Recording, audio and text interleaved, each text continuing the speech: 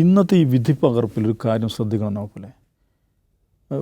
നിഷാദെക്കുറിച്ച് പറഞ്ഞു എങ്ങനെ ഈ കൺഫെഷൻ സ്റ്റേറ്റ്മെൻറ്റ്സ്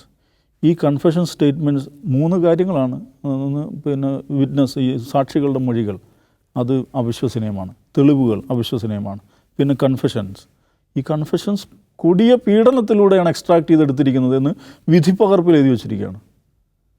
എന്ന് പറഞ്ഞാൽ ഈ ചെറുപ്പക്കാരെ പിടിച്ചുകൊണ്ട് ഇടിച്ച് പരുവാക്കിയിട്ട് അവരെ കൊണ്ട് എന്തെങ്കിലും പറയിപ്പിച്ച് അത് കടലാസിലെഴുതി കോടതിയുടെ മുമ്പാകെ കൊണ്ടുവെക്കുന്നു. മക്കൾക്ക് കോടതി അതെല്ലാം അങ്ങനെ തന്നെ കേട്ട് പ്രോസിക്യൂഷൻ മാത്രം കേൾക്കുക, ഡിഫൻസ് എന്താണെന്ന് കേൾക്കുന്നില്ല. അത് കേട്ടിട്ട് 5 പേർക്ക് വധശിക്ഷ, 7 പേർക്ക് ജീവപര്യന്തം. ഒറ്റ കാര്യം, ഈ കോടതി ഒക്കെ ഇവർക്ക് നീതി കിട്ടിയെല്ലാം ശരി, ഇങ്ങനെ പീഡിപ്പിച്ചിട്ട് കൺഫെഷൻ എടുത്തതിനെക്കുറിച്ച് കോടതി എന്താ ഒന്നും പറയാത്തത്? അങ്ങനെ നമ്മുടെ രാജ്യത്തൊരു നിയമമുണ്ടോ? ഒരു കേസിൽ പ്രതികളെ ടോർച്ചർ ചെയ്യുക, എന്നിട്ട് അവരുടെ കൺഫെഷൻസ് എഴുതിയെടുക്കുക എന്ന് പറയുന്നത്. അപ്പോൾ ഇതിൽ ഗുരുതരമായ 2 പ്രശ്നങ്ങളാണുള്ളത്. ഒന്ന്, ഇപ്പോൾ 159 ആൾ പേർ കൊല്ലപ്പെടും, 156 കൊല്ലപ്പെടുന്ന ആ സ്ഫോടന ദിവസമാണ്. പിന്നീട് അതിൽ പരിക്ക് പറ്റിയ ആളുകൾ മരിക്കുന്നത് 209 ആളുകളാണ് അതിൽ ടോട്ടൽ മരിക്കുന്നത്. ഈ മരണപ്പെട്ട 209 മനുഷ്യരില്ലേ, അവരുടെ കുടുംബമില്ലേ, അവരോട് പറയണ്ട ആരാണ് ഈ തമ്മാടിത്തം, ഈ ഭീകരത, ഈ തോന്നിവാസം ചെയ്തതെന്ന് അവർക്കറിയണ്ടേ? ഇവരെല്ലാം പുറത്തിറങ്ങുമ്പം ഇതവിടെ ബാക്കിയായി നിൽക്കില്ലേ?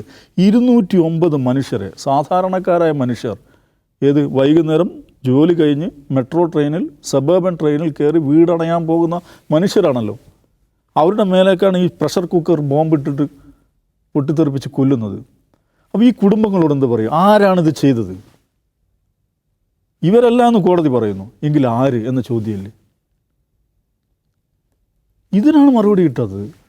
ഇതിൽ ഒന്നാമത്തെ പ്രശ്നം അത്. രണ്ടാമത്തെ പ്രശ്നം ഈ ടോർച്ചർ നടത്തിയ പോലീസ് ഉദ്യോഗസ്ഥന്മാർ. ടോർച്ചർ നടത്തിയ അങ്ങാടിയിൽ നിന്നല്ലല്ലോ ടോർച്ചർ, പോലീസ് കസ്റ്റഡിയിലിരിക്കുകയാണ് ഇവർ പീഡനത്തിന് വിധേയരാകുന്നത്.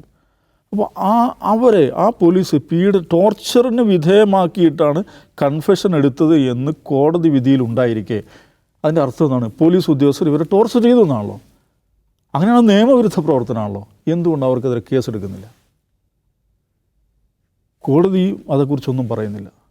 ഇതാണ് ഇതിൽ ഏറ്റവും ഗുരുതരമായ സാഹചര്യം. അപ്പോൾ കോടതി അതേക്കുറിച്ചൊന്നും പറയാതിരിക്കുമ്പോൾ എന്താ സംഭവിക്കുക? ഇനിയും ഇത്തരം കേസുകൾ തങ്ങൾക്ക് ഇഷ്ടമുള്ള ആളുകളെ പിടിച്ചു കൊണ്ടുവന്ന് ഇടിക്കാം, പിഴിക്കാം, തൊഴിക്കാം, എന്നിട്ട് കൺഫെഷൻ എഴുതിയെടുക്കാം, കോടതിയിൽ കൊണ്ടുപോയി കൊടുക്കാം എന്ന് പോലീസ് ഉദ്യോഗസ്ഥന്മാർക്ക് ആത്മവിശ്വാസം കൊടുക്കുകയല്ലേ ചെയ്യുന്നത്.